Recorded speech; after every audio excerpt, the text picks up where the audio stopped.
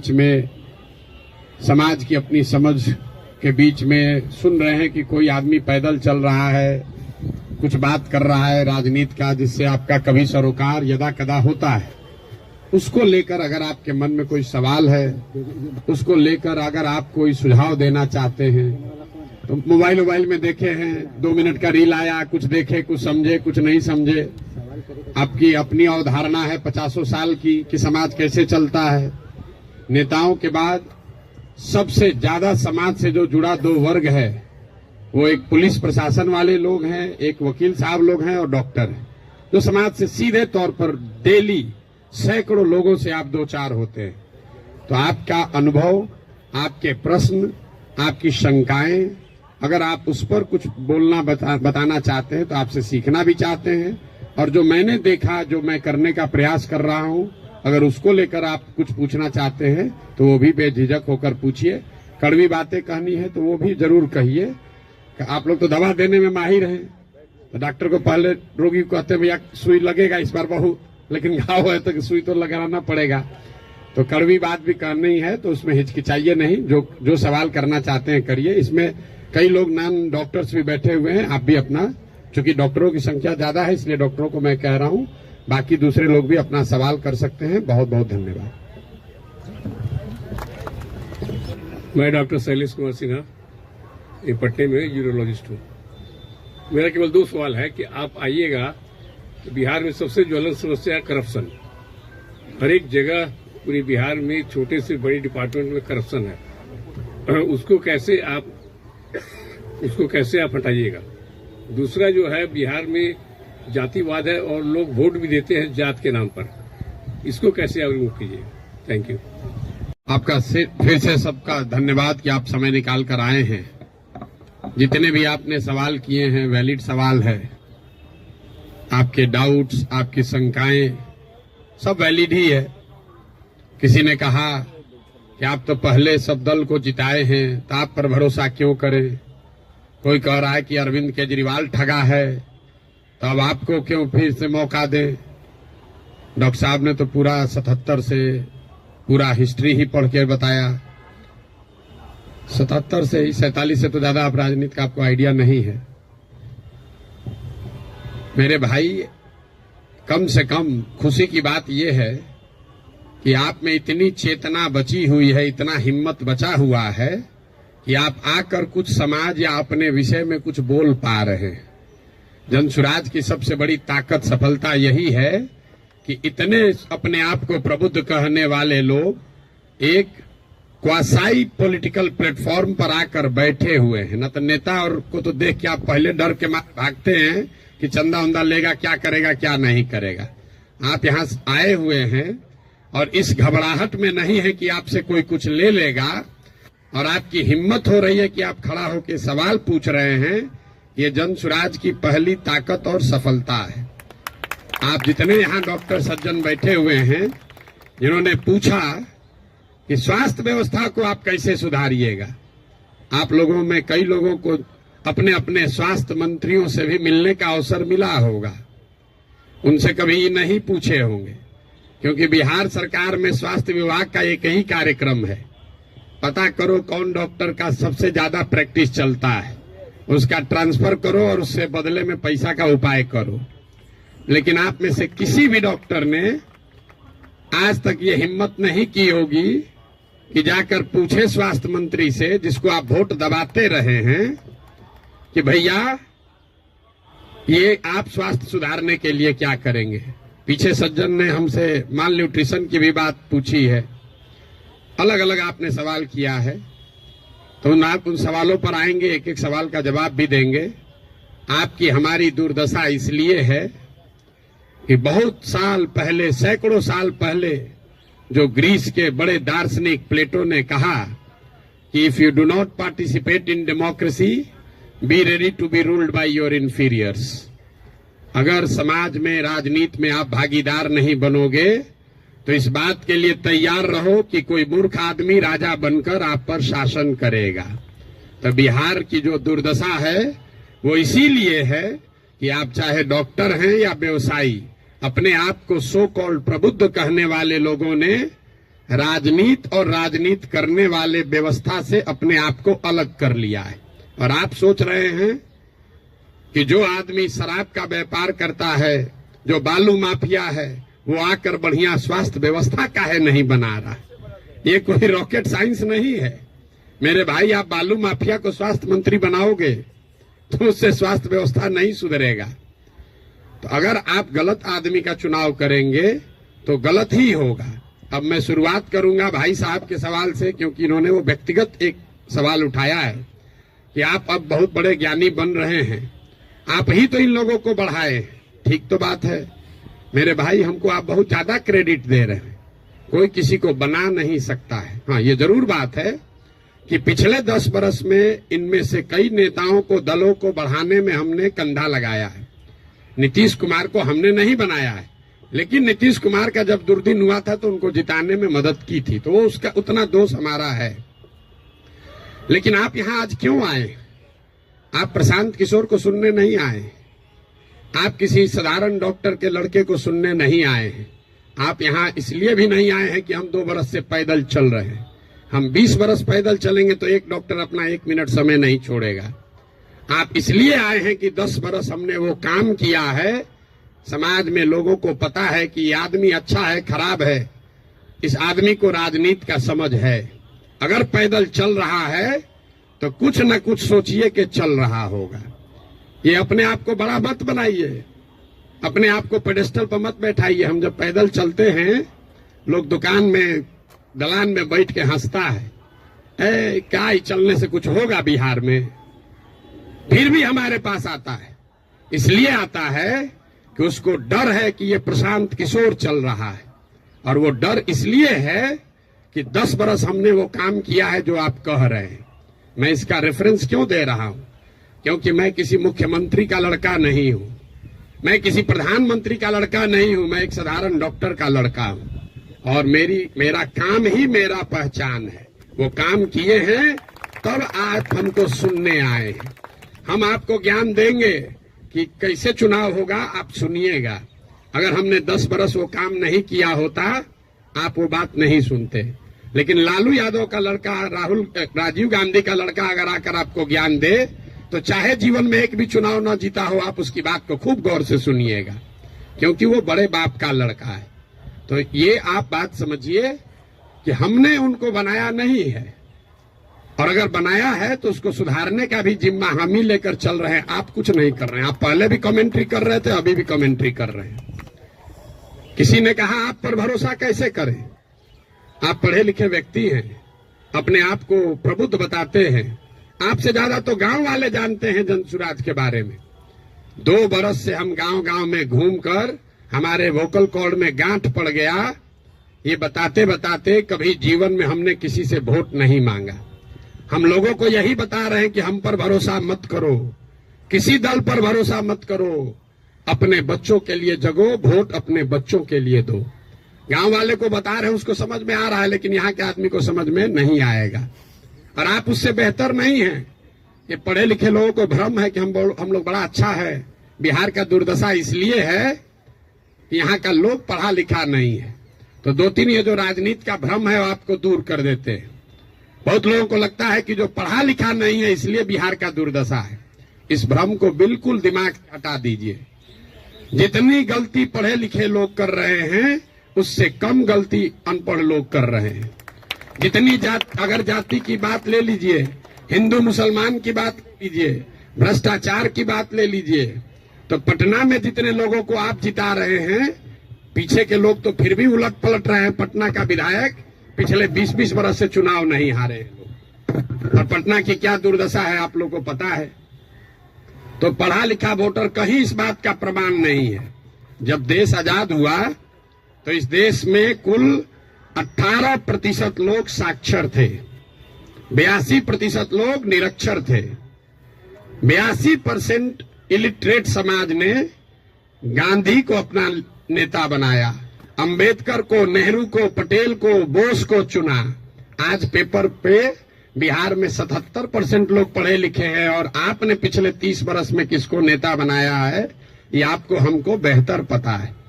इस बात का प्रमाण नहीं है कि पढ़ाई लिखाई से आप अच्छा वोटर बन जाएंगे। मनमोहन सिंह जी देश में जीवन में सिर्फ एक ही बार चुनाव लड़े, दक्षिण दिल्ली से चुनाव लड़े और बीजेपी के एक साधारण कार्यकर्ता से चुनाव हार गए। बीजेपी के एक साधारण कार्यकर्ता ने मनमोहन सिंह जैसे बड़े इकोनॉमिस्ट को चुनाव हरा दिया। और वो चुनाव झंझारपुर से नहीं लड़े, वो चुनाव मधुबनी से नहीं लड़े, बिहार से नहीं लड़े कि जाति पर सब वोट पड़ता है। दक्षिण दिल्ली के उस लोकसभा से लड़े जहां पर सबसे ज्यादा पढ़े लिखे, सबसे ज्यादा हाई पर कैपिटा इनकम वाले लोग वोटर हैं। उन्होंने मनमोहन सिंह जैसे बड़े इकोनॉमिस्ट को छोड़कर एक साधारण कार्यकर्ता को चुना। इसका कोई प्रमाण नहीं है। हम लोग घर में कहते हैं कि हमारी दादी पढ़ी लिखी नहीं थी लेकिन बड़ा समझदार थी। लड़का पढ़ लिख गया है लेकिन बड़ा लंपट है। आप पढ़े लिखे होकर भी बहुत बड़े बेवकूफ हो सकते हैं और नहीं पढ़ा लिखा व्यक्ति भी बहुत समझदार हो सकता है। इसका मतलब ये नहीं है कि पढ़ाई की महत्ता नहीं है। पढ़ाई सिर्फ आपको इतना ही करता है कि आप इंफॉर्मेशन को प्रोसेस करने की आपकी क्षमता बढ़ जाती है, उसको आर्टिकुलेट करके प्रेजेंट करने की आपकी क्षमता बढ़ जाती है। आपकी प्रोसेस, आप उससे बहुत वाइज हो जाएंगे, ऐसी बात नहीं है। दूसरा जो भ्रम आपने बताया, बिहार में तो सब वोट जाते पर पड़ता है, भाई साहब ने बताया, आपने उसका काउंटर भी किया। लेकिन ये सबसे ज्यादा पूछे जाने वाला सवाल है। पिछले 2 बरस से हर आदमी, हर सभा, हर मीटिंग में ये कोई ना कोई जरूर पूछता है, भैया सब तो ठीक है, जाति से कैसे निपटिएगा। तो पहली बात तो ये समझिए कि जाति जो है वो सिर्फ बिहार की सच्चाई नहीं है, जाति पूरे भारत की सच्चाई है, यहाँ के समाज की सच्चाई है। जाति की महत्ता जितनी बिहार में है, इतनी ही आंध्र प्रदेश में है, इतना ही कर्नाटक में है, इतना ही गुजरात में है, इतना ही यूपी में है। आप में से कोई भी ऐसा आदमी नहीं है यहाँ जो उन राज्यों में जाकर राजनीति किया है या वहां चुनाव लड़ाया है। आप हमको बताइए, वोका लिग्गा और लिंगायत अगर कर्नाटक में नहीं है तो क्या बिहार में है? पटेल और क्षत्रिय अगर गुजरात में नहीं है तो क्या बिहार में है? कहाँ जाति नहीं है? जाति हर जगह है। और जाति, ये आपको हमको हमारे दिमाग में ये बैठा दिया गया है कि बिहार में सब चीज जाति पर ही होता है। इस चीज को एग्जामिन कीजिए कि क्या बिहार में सब लोग वोट जाति पर देते हैं। तथ्य पर जाइए, दैनिक जागरण पर लेख पढ़कर दिमाग मत बनाइए। हम आपको 4 उदाहरण अभी देंगे, आगे क्या होगा छोड़ दीजिए, पीछे क्या हुआ है वो बताते हैं, आपको अपने आंख खुलेगा। 1984 में बिहार में कांग्रेस को बहुत बड़ी सफलता मिली थी। करीब करीब उस समय बिहार झारखंड जो एक साथ था, 54 में 53 सांसद कांग्रेस के जीते थे। यहां बैठे जितने साथी हैं उनसे पूछूंगा उस समय कांग्रेस को कैसे वोट पड़ गया। राजीव गांधी के जाति के बहुत लोग तो नहीं रहते हैं बिहार में, तो आप बताएंगे कि वोट राजीव गांधी को नहीं पड़ा, वो तो इंदिरा गांधी की मृत्यु हुई। उस मृत्यु से जो सहानुभूति की लहर बनी, उसमें जाति पाति छोड़कर सबने कांग्रेस को वोट दिया। सब लोग मुड़ी हिला रहा है, उसको लिख लीजिए। फिर पूछेंगे 1989 में इसी बिहार में क्या हुआ, बीपी सिंह जी के नेतृत्व में कैसे पूरा जनता दल बिहार जीत गया। आप में से ज्यादातर लोग बताएंगे कि जनता दल को वोट नहीं पड़ा, वोट उस समय पड़ा बोफोर्स के नाम पर। बहुत बड़ा एक माहौल बन गया था भ्रष्टाचार के खिलाफ। लोगों ने कहा राजा नहीं फकीर है, देश का तकदीर है, सब ने जाकर बीपी सिंह को वोट दिया। इसको भी नोट कर लीजिए।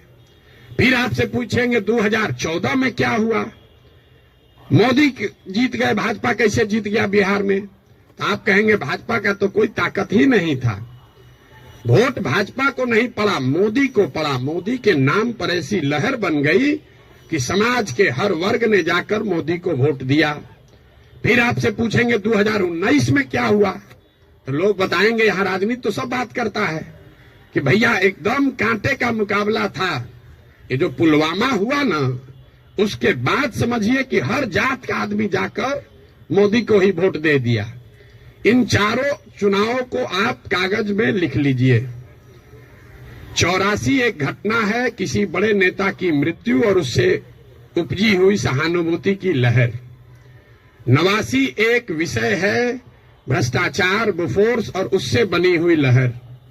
2014 में एक व्यक्ति है मोदी जिसके प्रभाव की लहर, और 2019 पुलवामा राष्ट्रवाद की लहर। ये आपको क्या बताता है? अगर कोई व्यक्ति, अगर कोई विषय, अगर कोई घटना, अगर कोई विचारधारा समाज के इमेजिनेशन को कैप्चर कर ले, तो समाज में ये ताकत है कि वो जातियों से ऊपर उठकर वोट करता रहा है। आगे करेगा कि नहीं, छोड़ दीजिए, करता रहा है। फिर भी आपको लग रहा है कि ना भैया यहाँ तो जातीय पर होता है, आप क्या एग्जाम्पल दे रहे हैं? हम आपको बता रहे हैं आपको क्यों लगता है। हमने कई चुनावों का उदाहरण आपको नहीं दिया, 4 ही का दिए। उन चुनाव में क्या हुआ?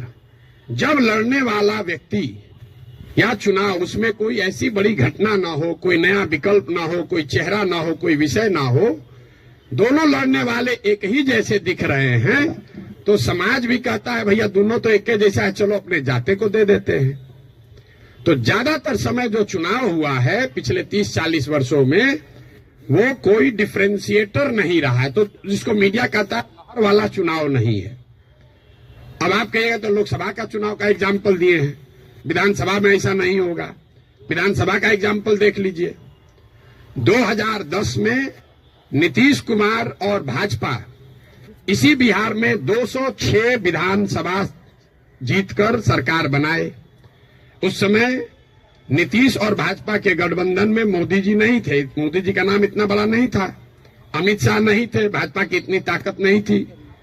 उनके सामने उनका मुकाबला था लालू जी के गठबंधन से, जिसमें लालू जी थे, कांग्रेस थी और रामविलास पासवान जी थे।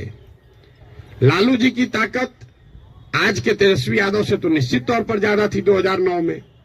रामविलास जी की ताकत उनके लड़के से ज्यादा थी, और कांग्रेस भी उस समय 2009 में देश में सत्ता में थी। इसके बावजूद 2010 के चुनाव में एनडीए को, नीतीश और भाजपा को 206 सीट आया।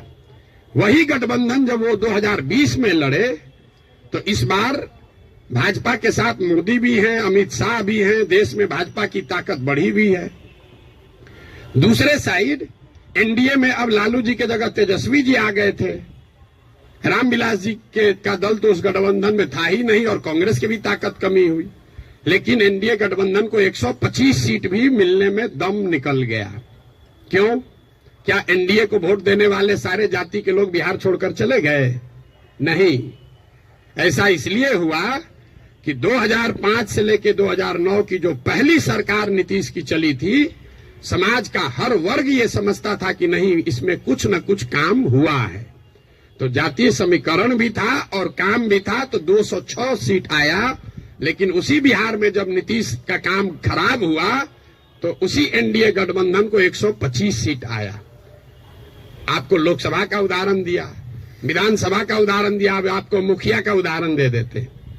पिछले बार मुखिया के चुनाव में बिहार में 80% मुखिया चुनाव हार गया है, 80%, और वार्ड सदस्य करीब 95%। सब लोग अपने जाति से जीत कर आए थे। कैसे हार गए चुनाव? ये भ्रम मत पालिए कि जाति से ही सब होता है। अगर सिर्फ जाति से, फिर कहेगा भैया कैसे आप हो सकता है? बिहार में नीतीश कुमार के जाति के कितने लोग रहते हैं? 2-2.5% रहते होंगे। लालू जी के जाति के कितने लोग रहते हैं? 15% लोग रहते हैं। आप पूरे भारतवर्ष में जो कहीं भी जहां भी मुख्यमंत्री है, आंख बंद करके जाके देख लीजिएगा, कोई भी ऐसा आदमी किसी राज्य में मुख्यमंत्री नहीं है जो वहां के जाति की, जिसके जाति की संख्या सबसे ज्यादा है। ये उल्टा चलता है। ये आपको हमको लगता है कि जिसका जाति संख्या ज्यादा रहेगा मुख्यमंत्री बन जाएगा। जिसकी जाति की संख्या सबसे ज्यादा हो, उस जाति के आदमी को वो राज्य जीतना करीब करीब इम्पॉसिबल है, नहीं जीत सकता है। क्योंकि उस जाति से दूसरे समाज के लोग डरते हैं। वो सोचता है ये आएगा तो सब कब्जा कर लेगा, तो उसके खिलाफ कंसोलिडेशन भी होता है। आप यही नहीं, बंगाल देख लीजिए, यूपी देख लीजिए, तेलंगाना देख लीजिए, आंध्र देख लीजिए। आंध्र प्रदेश में भी नायडू जीत कर आए, कंबक कम्युनिटी के हैं, उसकी जाति की संख्या 6% है। बगल में योगी जी हैं, राजपूतों की संख्या 4% है।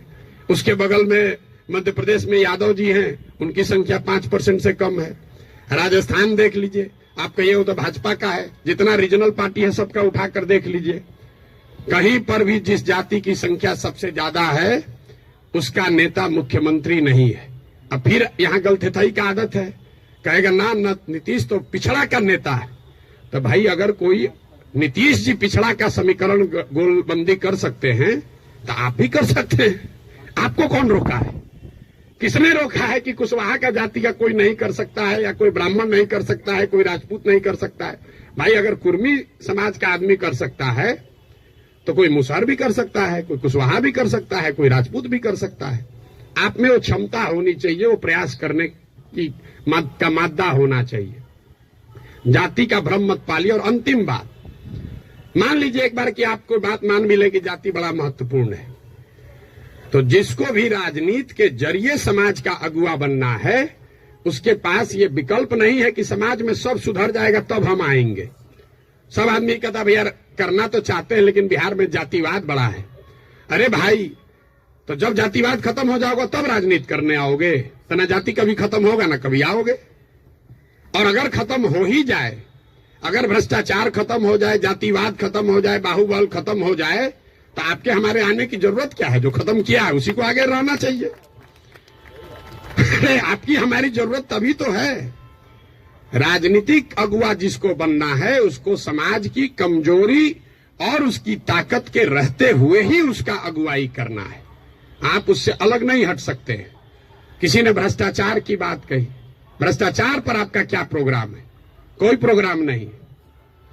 भ्रष्टाचार तब सुधरेगा जब आप और हम भ्रष्टाचार कम करेंगे। हम हर गांव में कहते हैं कि जिस गांव में हम 5000 गांव में पैदल गए, गांव में सबसे पहले हल्ला कौन करता है कि बड़ा भ्रष्टाचार है, मुखिया चोरी कर रहा है, नाली गली नहीं बना रहा है, राशन कार्ड में पैसा ले रहा है, इंदिरा आवास में 20,000 लग रहा है, दाखिल खारिज में 10-15 हजार रुपया लग रहा है। वही आदमी करता है जो 2 बरिस पहले मुखिया के चुनाव में 500 रुपया लेकर वोट दिया है। सबसे पहले जो डॉक्टर साहब 50,000 रुपया देके खुद ट्रांसफर कराए हैं, बुरा नहीं मानिएगा, हमारे बाबूजी भी प्रैक्टिशनर थे, कि हमारा प्रैक्टिस ना गड़बड़ाए, हेल्थ मंत्री हमसे पैसा लेके हमको पोस्टिंग कर दे, अब बाकी सबके लिए ईमानदार हो जाए। कैसे संभव है रे भाई? कैसे संभव है? आप सोच रहे हैं कि हम 50,000 रुपया देके क्रीम पोस्टिंग करा लें, क्रीम पोस्टिंग, कि खाली जाके हाजिरी बनाए, सिविल सर्जन को 5,000 रुपया दे, आप प्रैक्टिस करते रहे। स्वास्थ्य व्यवस्था को सुधारने के लिए बड़ा बड़ा लंबा लेक्चर दीजिएगा, ये कभी हो सकता है? नहीं हो सकता है। स्वास्थ्य व्यवस्था को लेकर जनसुराज की क्या सोच है? बिल्कुल ये सही सवाल है। सिर्फ स्वास्थ्य व्यवस्था को लेकर नहीं, 2 संकल्प जो जनसुराज में हम लोगों ने दिया है कि बिहार के हर पंचायत का, बिहार का नहीं, हर पंचायत का 8,500 पंचायतों का हम योजना बनवा रहे हैं, पैदल चल के खुद जाकर देखकर। और ये तय किया जा रहा है कि उस पंचायत में पढ़ाई की व्यवस्था कैसे होगी, 800 से 1200 रोजगार के अवसर कैसे पैदा किए जाएंगे, और उस पंचायत में जिस तरह की भी खेती होती है उस खेती को खाने वाले खेती से कमाने वाला खेती कैसे बनाया जाएगा। ये 8,500 कार्यक्रम, 8,500 डॉक्यूमेंट जारी करेंगे। आप में से ज्यादातर लोगों को पढ़ने का भी समय नहीं होगा, लेकिन 8,500 पंचायतों का अलग अलग योजना बनाकर जारी करेंगे चुनाव से पहले। उसके साथ साथ बिहार के विकास के लिए जो 10 महत्वपूर्ण पहलू हैं उसमें स्वास्थ्य भी इंक्लूडेड है, उस पर भी 10 साल का विजन डॉक्यूमेंट बनाकर आपको चुनाव से पहले जारी करेंगे। ये बताएंगे कि बिहार में स्वास्थ्य की व्यवस्था को कैसे सुधारा जाए। आप उसको पढ़िए, समझिए, कुछ योगदान देना है योगदान भी दीजिए, सुझाव भी दीजिए, और अगर ठीक लगे तो अच्छा तब अपनाइए, हमारे कहने पर मत जाइए। अब आप कहिएगा कि अभी काहे नहीं जारी किए हैं? अभी इसलिए नहीं जारी किए हैं कि अगर अभी हम वो योजना जारी कर दें तो वो मेरी सोच होगी, उसमें आपकी और बिहार के लोगों की सोच समाहित नहीं है। पहले गांव गांव जाकर देखकर ये समझ रहे हैं, लोगों से पूछ रहे हैं कि क्या करना पड़ेगा। ज्यादातर आदमी क्या नया क्या देख लीजिएगा इसमें, हम आपको बता रहे हैं नया क्या देख लेंगे। हम भी बिहार के सरकारी स्कूल में पढ़े हैं, हमने अपने बाबूजी के क्लिनिक में देखा है 100 रुपया के मोनोसेफ नहीं खरीद पाने के वजह से इनकेफ्लाइटिस के पेशेंट हाथ जोड़ के कहते हैं भैया मर जाए लेकिन अब हम कुछ नहीं कर सकते, घर में कुछ नहीं बचा है, 100 रुपया। तो हमको उसकी समझ है, लेकिन इसके बावजूद जब हम 2 बरस से चल रहे हैं पैदल, तो जो गरीबी, जो बदहाली, जो कष्ट मैंने जमीन पर देखा है, इसका मुझे कभी अंदाजा नहीं था। हम संयुक्त राष्ट्र संघ में पब्लिक हेल्थ में ही 10 बरस काम किए हैं, यहाँ राजनीति में से भी जुड़े रहे, लेकिन जितनी गरीबी बदहाली हम अपनी आंखों से देख रहे हैं, ये आंकड़ों से दिखने वाली गरीबी से कहीं ज्यादा है। आपने कुपोषण की बात कही, यहाँ सब डॉक्टर बैठे हुए हैं, आप में से ज्यादातर आदमी ऐसे होंगे जो शायद ही कोई 10 से ज्यादा हीमोग्लोबिन वाली महिला आपको देखते होंगे। यहाँ हम लोग जो एक स्टडी करा रहे हैं, देखते हैं, आप देखिएगा कल से ध्यान से, गांव में कहीं जाइए, 55-60 साल से ज्यादा उम्र की कोई महिला आपको सीधी खड़ी नहीं दिखेगी, सब बेंड हो गई है ऊपर से। तो न्यूट्रिशन आपको, आप न्यूट्रिशन समझते अगर हैं, आप लोग तो डॉक्टर हैं, तो आपको पता है कि लंबे समय तक हीमोग्लोबिन के कमी की वजह से और ग्रोइंग एज में कैल्शियम नहीं मिलने की वजह से बोन का स्ट्रक्चर इतना कमजोर है कि समय से पहले वो बेंड होने लगता है। ये जब आप गांव में चलिएगा तो देखिएगा, 5 फीट 4 इंच से ज्यादा, 5 फीट 5 इंच से ज्यादा उम्र हाइट की कोई महिला आपको दिखने वाली नहीं है। आपने ठीक कहा, न्यूट्रिशन कोई वन शॉट सॉल्यूशन नहीं है, एंड इंटरजेनरेशनल प्रॉब्लम है। जिस मोदी जी के किताब पेपर की आप बात कर रहे हैं, एक आंकड़ा आपको दे रहा हूं, आज से 300 साल पहले यूरोप में लोगों की एवरेज हाइट भारत में लोगों के एवरेज हाइट से 1.4 इंच कम होती थी। अब यूरोप में 300 साल में on an average 1.6 inch Bharat से ज्यादा हो गई है। 300 वर्ष में करीब करीब 3 इंच लंबाई का असर पड़ गया है। और दुनिया भर में जो डेवलपमेंटल इकोनॉमिक्स पढ़ते हैं उनको मालूम है कि हाइट और लाइफ टर्म अर्निंग में डायरेक्ट कोरिलेशन है। The taller you are more likely to earn higher income and wages than those who are not. इसका मतलब ये नहीं कि जिसका हाइट कम है पैसा कम कमा रहा है, तुरंत लोग गणना करने लगेगा कि तो बड़ा नाटा आदमी को देखें बड़ा पैसा कमा रहा है। Height is a reflection of your overall growth. अब डॉक्टर लोग को हम क्या बताएंगे, आपको समझ है, हाइट दिख रही है और ब्रेन का ग्रोथ आपको नहीं दिखता है।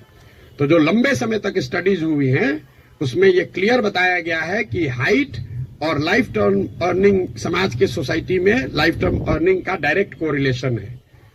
तो बिहार में ये परेशानी है, एक झटके में मेरे भाई साहब वो खत्म नहीं हो सकता है। यहां किसी ने पर कैपिटा इनकम की बात की, बिहार में पर कैपिटा इनकम है 35,000 रुपया। देश में प्रति व्यक्ति आय है करीब करीब 1,34,000। बिहार का प्रति व्यक्ति आय है 35,000 रुपया सालाना।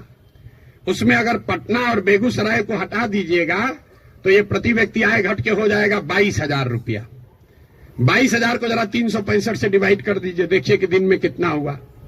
100 में 80 आदमी यहां दिन में 100 रुपया भी नहीं कमा रहा है। आप किस न्यूट्रिशन की बात करेंगे। मुझे एक लड़का मिला, उसको हम लोग कैंप में शाम में खाना खिलाते हैं, जो लड़के आते हैं, बहुत ज्यादा खा रहा था।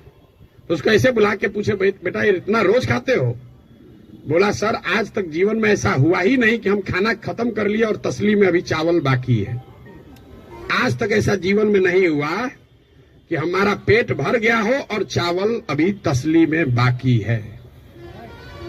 जो जितना खाना है उसी से पेट भरना है। आप न्यूट्रिशन की क्या बात करेंगे। इन बातों की चर्चा आपने ठीक कहा जनसुराज में नहीं करते। क्या करें, उसको जो सीधी बात बता रहे हैं कि 100 रुपया नहीं कमा रहे हो ये समझे में नहीं आ रहा है, तो उसको कैल्शियम और हेमोग्लोबिन का कमी बताएंगे तो उसको बुझाएगा। हमको उसको उस भाषा में समझाना है जो उसको समझ में आए। आप बहुत बड़े ज्ञानी हैं, आप व्यवस्था को सुधारना चाहते हैं, सुधारिएगा तब ना, जब व्यवस्था में आइएगा। तो व्यवस्था में आने के लिए आपको उस भाषा का, उस विषय का, उस तरीके का इस्तेमाल करना है ताकि आप व्यवस्था में चुनकर आए, तभी तो ये बनेगी बात। किसी ने कहा आम आदमी पार्टी की तुलना, आपको एक पैसे भी समझ नहीं है कि जनसुराज क्या है और आम आदमी पार्टी क्या है। आम आदमी पार्टी आंदोलन से निकली हुई एक पॉलिटिकल व्यवस्था है और जनसुराज में प्रशांत किशोर का, जनसुराज का आंदोलनों में कोई यकीन नहीं है।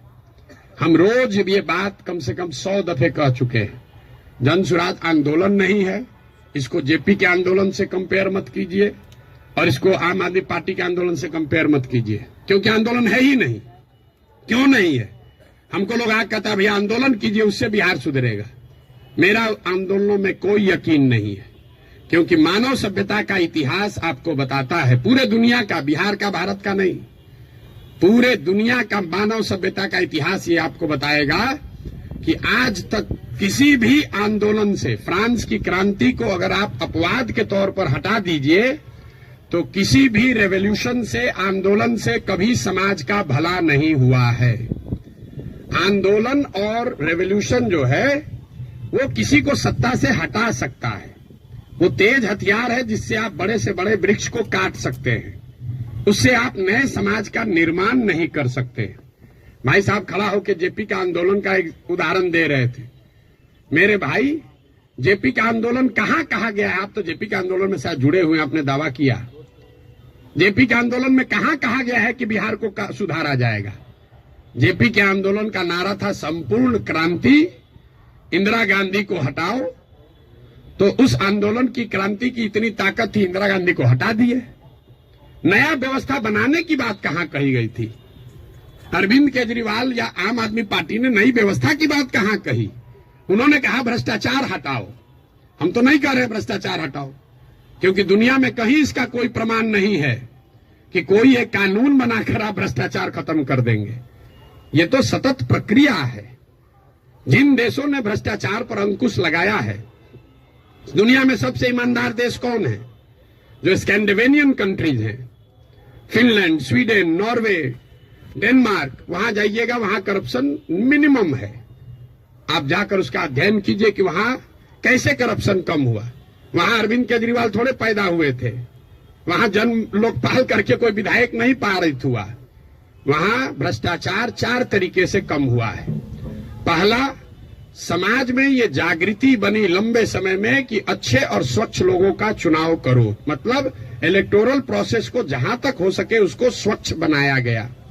आप में से कुछ लोग सोशल मीडिया पर अभी देखे होंगे, नीदरलैंड्स का प्रधानमंत्री अभी आज से करीब 2 हफ्ते पहले 12 बरस प्रधानमंत्री रहने के बाद हटा है, तो वो साइकिल से अपने घर से अकेले निकल रहा है। तो वहां की समाज ने ये व्यवस्था बनाई कि स्वच्छ लोग स्वच्छ तरीके से वोट करें, स्वच्छ लोगों को चुने। दूसरा उन्होंने क्या किया? उन्होंने बहुत बड़े स्तर पर जन भागीदारी, लोकतंत्र को समाज में उतारा। सिर्फ सरकार चुनने की व्यवस्था को लोकतंत्र नहीं बनाया, जो सरकार के नीतिगत फैसले हैं उसमें समाज की भागीदारी करी। और चौथा, बहुत बड़े स्तर पर टेक्नोलॉजी का इस्तेमाल हुआ है। आप लोग जितने लोग आए हैं, ज्यादातर लोग नल जल योजना के बारे में सुने समझे होंगे, बहुत यहां ब्यूरोक्रेट लोग भी बैठे हुए हैं। नल जल योजना में अभी तक सरकार यही चक्कर में बहस में पड़ी है कि वहां चल रहा है कि नहीं चल रहा है। 25,000 करोड़ रुपया खर्चा हो गया। उसी सरकार में स्मार्ट मीटर लगाकर लोगों को यह पता है कि बिजली कितना कंज्यूम हो रहा है, लेकिन नल जल में अगर स्मार्ट मीटर लगाया होता तो कम से कम इतना तो पता चलता कि वहां पानी चल रहा है कि नहीं चल रहा है। 25,000 करोड़ रुपया खर्चा कर दिया, लेकिन पानी को निकलने, मापने, उस पर बिल करने का कोई टेक्नोलॉजिकल सॉल्यूशन नहीं ढूंढा। तो ये 4 चीजें जो हैं उसको करके भ्रष्टाचार पर अंकुश लगाया जा सकता है। लोकतांत्रिक व्यवस्था को जहां तक हो सके उसको भ्रष्ट लोग और भ्रष्ट पैसे से बचाया जाए। दूसरा, जनता को नीतिगत मामलों में शामिल किया जाए। तीसरा, उनको भागीदार बनाया जाए, सरकारी सत्ता और संसाधन का विकेंद्रीकरण हो। और चौथा, बड़े पैमाने पर टेक्नोलॉजी का प्रयोग हो। अगर ये चारों का इस्तेमाल करेंगे तो भ्रष्टाचार पर अंकुश लगाया जा सकता है। खत्म ना हो सकता है, ना होने का हम दावा कर रहे हैं। तो वो सब बात मत कहिए कि आप कैसे खत्म कीजिएगा, हम ना खत्म करेंगे, हमारे बस का ही नहीं, हमारे कैसे खत्म हो जाएगा। सीओ साहब का 40 लाख रुपया लेके पोस्टिंग कीजिएगा, सीओ पैसा नहीं लेगा दाखिल खारिज में, ऐसा संभव है? 40 लाख रुपया लेकर अगर सीओ से को आप पोस्टिंग कीजिएगा, थाना दीजिएगा, अगर किसी थानेदार को 20 लाख रुपया लेके, तो पैसा कैसे नहीं लेगा? लेगा ही लेगा। अब आपका एक और सवाल लोगों का जो रहता है, भैया इस पर कैसे भरोसा करें? भाई बिल्कुल मत भरोसा करो। जो पहले से आपको ठग रहा है, आप लोग डॉक्टर हैं, जो दवा पहले से फेल है उसको इस्तेमाल करना चाहते हो, लेकिन ट्रायल मेडिसिन कैसे, ट्रायल मेडिसिन का ट्रायल कैसे होता है? आपको मालूम है कि इसकी 100% गारंटी नहीं है, लेकिन फिर भी कहते हैं अच्छा पेशेंट मर रहा है, उसका कंसेंट लेकर आप ट्रायल मेडिसिन देते हैं कि 20% भी चांस अगर कहीं लग गया तो ठीक हो जाएगा। आप जनसुराज को वही ट्रायल मेडिसिन ही समझ लीजिए। पहले वाला तो पहले से एक्सपायर है। बताइए यहाँ के लोगों के बुद्धिमत्ता का जरा आलम देखिए। जो पहले से एक्सपायर मेडिसिन है उसको देने के लिए तैयार है, लेकिन ट्रायल मेडिसिन में शायद संभावना है 10% ठीक हो जाए, हम 10% कह रहे हैं, तो उस पर आप दाव नहीं लगाना चाहते। पहले से एक्सपायर मेडिसिन को कह रहे इसी को दो। भाई किसको कंपेयर कर रहे हैं आप? अगर दो यहां नई व्यवस्था बन रही हो तो जरूर आपका वैलिड सवाल है कि भाई आम आदमी पार्टी को दे कि जनसुराज को दे। लेकिन जब पहले से तीनों एक्सपायरी मेडिसिन है, उसके सामने कुछ भी नया हो रहा है, तो आपको तो कहना चाहिए नहीं, चलो एक बार ट्राई करके तो देखते हैं। यहां तो 30 वर्ष से खत्म ही हो रहा है। मेरा आपसे इतना ही अनुरोध है, आग्रह है। आपने ड्राइंग रूम में रहकर बहुत बात कर ली, अपने चैम्बर में रहकर बहुत बात कर लिया। आप समाज की चिंता करने वाले लोग हैं, लेकिन इसी अव्यवस्थित समाज से आपने अपने और अपने परिवार के लिए कुछ कर लिया है। अब ये समय है कि थोड़ा ही सही कुछ न कुछ अपने इस मिट्टी के लिए, अपने समाज के लिए वापस कीजिए। प्रशांत किशोर पर भरोसा मत कीजिए। हम करें, आप करें, हमारे बच्चे करें, आज हो या 20 वर्ष के बाद हो, करना तो किसी न किसी बिहार के आदमी को ही पड़ेगा। ये बात आप गांठ बांध लीजिए।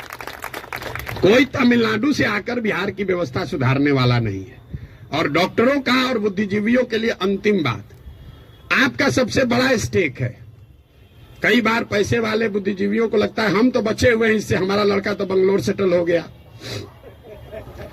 मेरे भाई, आपका दुर्दशा सबसे ज्यादा है। जो गरीब है उसका बच्चा तो फिर भी छठ उठ में आ जा रहा है, ट्रेन में धक्का खा के भी। आपका बच्चा कहता है ना, कहां जाएंगे छठ में, वहां ठीक नहीं लगता है। जो गरीब है वो बूढ़ा होगा, वापस अपने घर में आएगा, क्योंकि उसको बॉम्बे बेंगलोर रहने का साधन नहीं है। लेकिन आपके बच्चे, जिसके लिए आप अभी 18 घंटा काम कर रहे हैं, जैसे हमारे बाबूजी किए, आपके बच्चे बिहार वापस लौट कर आने वाले नहीं है। अगर जहाज डूबेगा तो उसमें बैठा हुआ हर व्यक्ति डूबेगा। हमारे बाबूजी भी 12 घंटा, कभी संडे को भी छुट्टी नहीं लिए, रात दिन लगे रहे, घर बना रहे हैं। हमारा बेटा रहेगा यहाँ, हमारा पतोह रहेगा यहाँ, हमारा लिविंग रूम रहेगा। आज ही कोई आदमी आया था, भैया 4 बरस से आप घर नहीं गए, वहां बक्सर में मेरा घर है, सासाराम में भी घर है, 4 बरस से वहां कोई दिया बत्ती जलाने वाला भी नहीं है। और हम तो 4 बरस से छोड़े, हमारा लड़का अगले 40 बरस नहीं आएगा, चाहे हम में जितना। ये देखिए, जिसका घर है, इनके बच्चे यहां नहीं है। इतना बड़ा बनाए हैं पटना में, इससे बड़ी प्रॉपर्टी पटना में नहीं होगी प्राइवेट। इनके बच्चे भी यहां नहीं है। अगर बिहार में वो व्यवस्था होती तो इस घर को बनाने वाले लोग भी यहां रहते। इस घर का ये बहुत बड़ा एग्जाम्पल है। अब देखिए इसकी दशा। जब इनके बच्चे यहां आकर नहीं रह रहे हैं, तो आप जो अपना मेहनत कर रहे हैं बेगूसराय में, मुजफ्फरपुर में, औराई में, कटिहार में, मेरे भाई कुछ नहीं बचेगा। इसलिए आपकी हमारी जिम्मेवारी है कि समाज को बनाइए, खड़ा कीजिए। अगर वहां अच्छा स्कूल खुल गया है तो आपका बच्चा आपके साथ रह के पढ़ रहा है। अगर यहाँ अच्छी व्यवस्था हो जाएगी तो शायद आपका बच्चा आपके साथ नौकरी करते हुए बिहार में रहेगा, वरना जड़ ही खत्म हो जाएगा। हम गांव में चलते हैं, देखते हैं, जितने बड़े घर पुराने बने हैं सब करीब करीब भूत बंगला बन गया है, ढह कर खंडहर हो गया है। तो ये प्रबुद्धों को समझने सोचने का समय है। एक अवसर अगर मिला है, आपके पास जो भी क्षमता है, जिस तरीके से भी, कुछ नहीं है, आप कम से कम मन से आशीर्वाद तो दीजिए। सवाल क्या कर रहे हैं? आपको कोई कहता सवाल करने, हमको कोई दिक्कत नहीं, दिन भर आप सवाल कीजिए, हम तो दिन रात यही काम करते हैं। लेकिन सवाल करके आप किसी का भला नहीं कर रहे हैं, आप अपना ही नुकसान कर रहे हैं। अरे कुछ नहीं कीजिए, कम से कम कुछ अच्छा हो रहा है उसके समर्थन में एक आवाज तो लगाइए। वो भी नहीं कर सकते हैं, गुड विशेष आशीर्वाद तो दे सकते हैं। आपसे तो कोई पैसा मांगा नहीं, वोट तो देने आप जाइएगा नहीं, ऐसे भी वोट देने तो ऐसे भी नहीं जाइएगा। आपका वोट है कहां? आप अपने को जबरदस्ती बैठाए हुए हैं एवरेस्ट पर। आपको पूछ कौन रहा है? आपको पूछ कोई नहीं रहा है। अपने आप को रेलेवेंट बनाइए, ताकि आपके आने वाली पीढ़ी इस जमीन से जुड़ी रहे। आप जिस काम को करने के लिए अपना अभी जीवन खपा रहे हैं, आपके पास 1 मिनट नहीं है कि सांस भी लें। जो चीज बना रहे हैं उसको भोगने वाला, उसका उपयोग करने वाला कोई नहीं बिहार में बचेगा आपका अपना, अगर आप बिहार की व्यवस्था को सुधारने के लिए कुछ न कुछ न करें।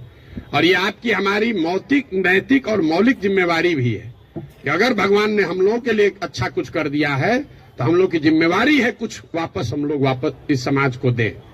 अब आपका और कोई सवाल है तो कर